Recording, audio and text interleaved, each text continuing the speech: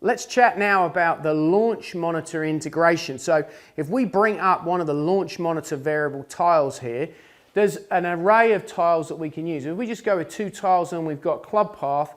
Now, Brian tends to fight a bit of a hook, overdrawing it, so his path's obviously going to be a little bit out to the right. For those of you who don't have a launch monitor, we measure the club path to the right as a positive number. So that's why you can see that's a positive number. Now, the other thing we can do is we can change that variable. So if we pull up here, the smart tiles for that and launch monitors, we can do backspin, ball speed, launch angle. So we've got some ball data and carry distance, obviously. And then we've got our club data. So we've got our attack angle, our face angle, we've got our dynamic loft and our club path. So we can kind of look at how you actually hit the golf shot.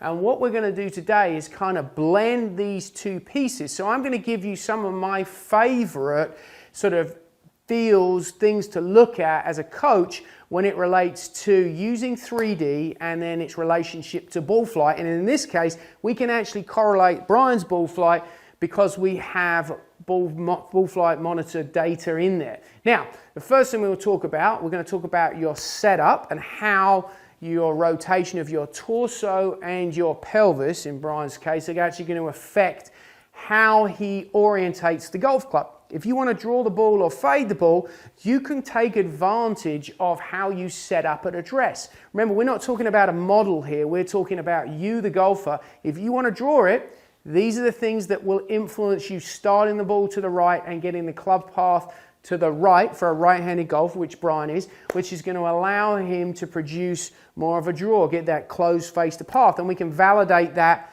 now with the smart tiles. We can also train with those smart tiles, which is massive.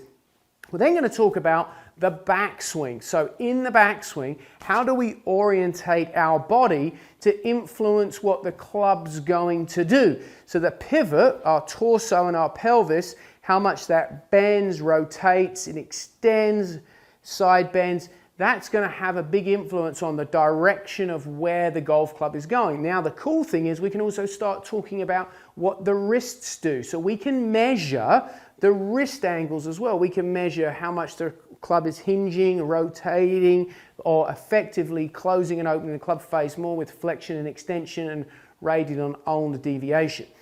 We'll then get into a little bit of the transition. Now, this is what's really cool. We can look at what happens in the transition with your wrist angles and how that's going to influence the delivery of the golf club.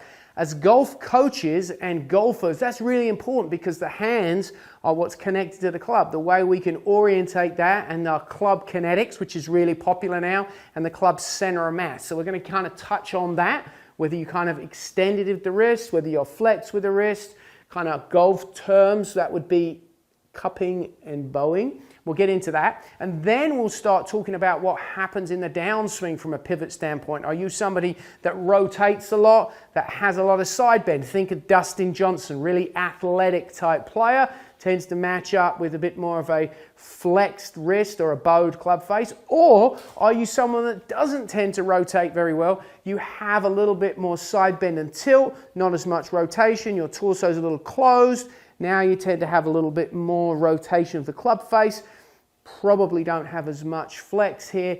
So slightly different wrist relationships. We're going to look at those. And then obviously, everybody wants to hit the ball higher. So I'm always a big fan of, okay, well, let's use that launch monitor to show you how we can work on your trajectory control, how we can correlate side bend to launch angle, and then height. And I think that's really, really important. So just a few, and then there's so many of them, but we're obviously trying to keep this quite simple because not everybody is aware of having that ball flight data, but some real simple correlations of the ball starting left or the ball starting right. We're going to put out a stick on the target line as a reference so that now you have the way so you can actually see the start line, whether it's draw or whether it's fade. So we will get started with those, and we're going to start with our setup and how our orientation of our pelvis and our torso, rotation and side bend is going to affect what the club does. So we'll get Brian to set up to the ball.